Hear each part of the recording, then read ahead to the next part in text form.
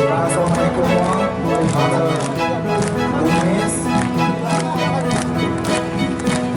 Honorary Professor 2019, our team defense studies going on. Ini defense dan ini CM.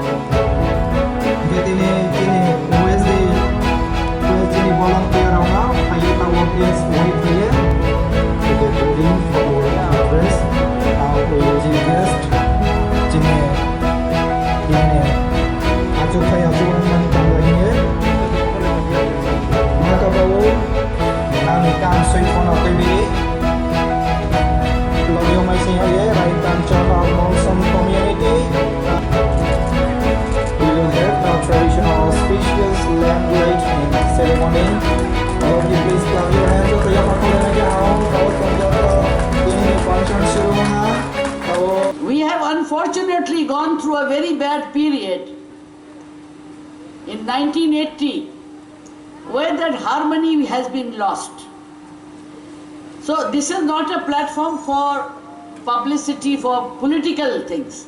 This is basically a social gathering where I want all of you who have come here, the young boys who study outside, যারা এখন পড়ালেখা করে নিয়েছে, আপনারা এখানে নিজের সঙ্গে পরস্পরে ভালোবাসাকে আবার যেমন আগে দিনের ছিল, এখন আমার মনে হয় অনেক জায়গাতে আছে, গ্রামীণ অঞ্চলে আছে, সেটাকে ওর ঘনিষ্ঠ করবে।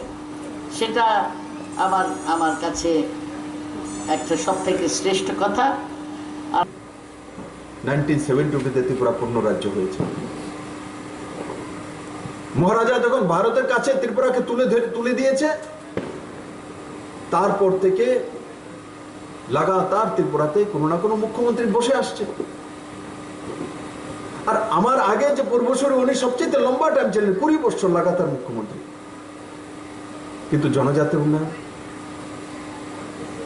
শুধু জনজাতি না, পুরো ত্রিপুরার গরিবের উন্নয়ন যদি আমি বলি, শিক্ষা জাতির মেরুদণ্ড, এডুকেশনে যদি না ওঠা হয়, কোন রাষ্ট্রের বা রাজ্যের পরিচয় হয়।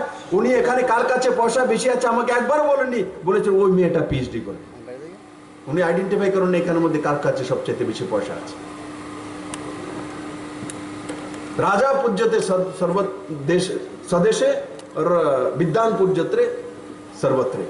কিন্তু আমি গর্ব করি আমাদের ত্রিপুরা রাজ্যের রাজা মহারাজারা, মহারাজা বীর বিক্রম কিশোর মানিক্য হোক, ওনার পত্নী হোক আর বিভূদেবী হোক, এনারা সবাই একদিকে শিক্ষিতা বিদ্বান আর অন্যদিকে প্রজাপরায়ণ রাজা মহারাজা ছিলেন। ত্রিপুরার ইতিহাসে কোনো উদাহরণই নেই যে কোনো মহারাজা কোনোদিন কোনো প্রজার উপর অত্যাচার করেছে। একটা সিঙ্গেল সবচেয়ে লম্বা ডাইনেস্টি এদের, ত্রিপুরার সবচেয়ে লম্বা। আমি শুধু আপনাদের সকলের আশীর্বাদ চাই, সবার সহযোগিতা চাই। মহারানী বিভূদেবীকে, উনি আমার মা না, আমি মাতৃবৎ আশীর্বাদ ওনার কাছ থেকে আমি পাই। ওনার যে পরিবারে ওনার ছেলে রয়েছেন, মহারাজ প্রদ্যুৎ কিশোর মানিক্য এবং প্রজ্ঞা দেবী রয়েছেন, আমি ওনাদেরকেও যথেষ্ট স্নেহ শ্রদ্ধা করি আর ভালোবাসি। কারণ ওনারা ত্রিপুরার জন্য কাজ করেন। ওনারা মহারাজা বীর বিক্রম কিশোর মানিক্য এবং কাঞ্চনপ্রভা দেবীর পরিবার থেকে আসেন।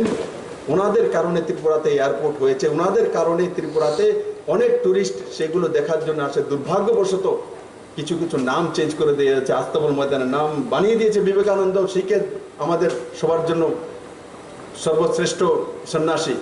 কিন্তু সেটা নামকরণ চেঞ্জ করানোর পেছনে পলিটিক্যাল কারণ ছিল। কারণ এই রাজ পরিবারকে ভুলিয়ে দেওয়ার শুধু ষড়যন্ত্র ছাড়া কিছুই ছিল না।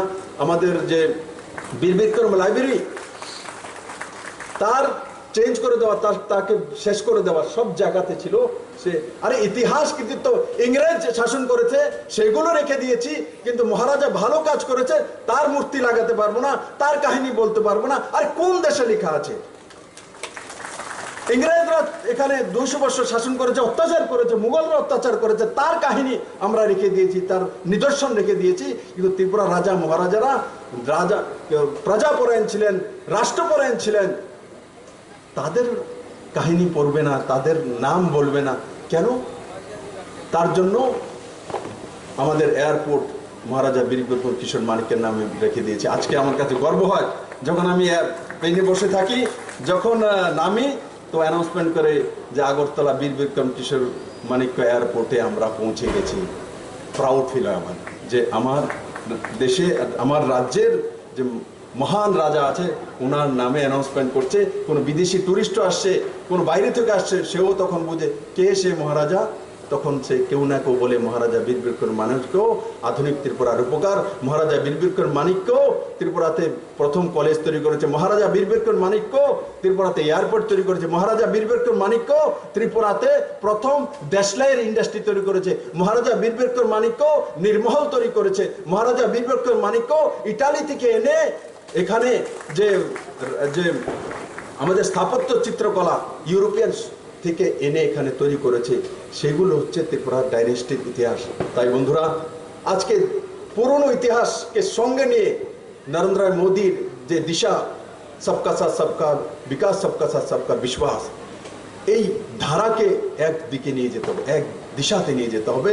আর সর্বশ্রেষ্ঠ ভারত তৈরি করতে হবে, সর্বশ্রেষ্ঠ ত্রিপুরা তৈরি করতে হবে।